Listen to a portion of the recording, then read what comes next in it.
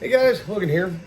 So took my truck out for a little run just to make sure everything was good with it. And little problem, every time you hit the gas real good, it starts to pull the front end up, starts veering off to the right real bad. So I wanted to show you guys what that's about. So that's usually because of droop settings. And I'm going to show you guys pretty much how to adjust them. It might be different on whatever brand vehicle you're running. This is obviously for an Arrma Crate 6.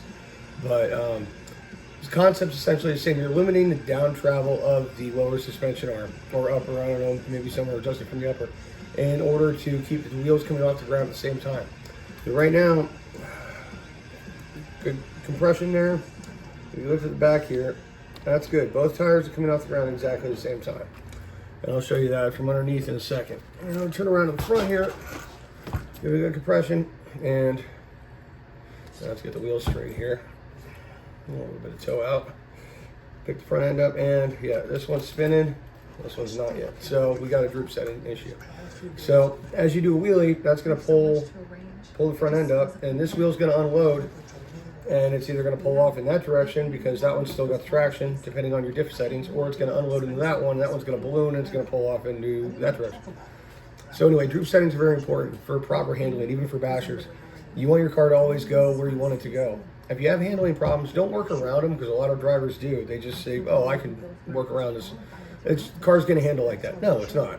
If the car's got an issue in handling, fix it. Find a way to fix it. Read instructions. One thing that helps me a lot is the TRL instructions for the Typhon on the Arrma website. They've got all kinds of settings and how to do them and what effects they'll have.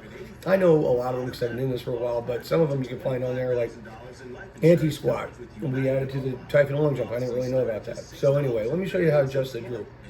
So droop settings on the Arrmas anyway, you got these little screws right here in the bottom of the control arm, front and rear.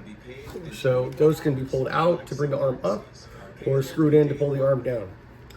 You always want to have just enough of those droop screws in order to take the slack out of the suspension. You want to have to compress your shock a tiny bit before you attach it. You should have at least that much droop setting in your car. So let's take a look at the front end. All right, so here's the truck straight on. Compress the suspension. Find a place to lift it up straight on, and you can see, right, there's a gap there, not there. So we've got to take that droop screw, turn it in order to bring this control arm down. Unless we're at the bottom of the shock travel, then we'll actually change this one instead and have it lift up earlier. So the adjustment is like so. So we gotta get this arm to drop a little more, right? So take that screw right there. Let's give her about a half a turn in. And then we'll recheck it. Drop a wrench.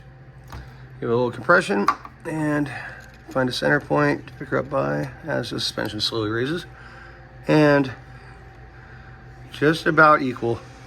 So there you go, guys. That's basically simple droop setting. So like I said, make sure your tires come off the ground at the same time. Set it on the bench.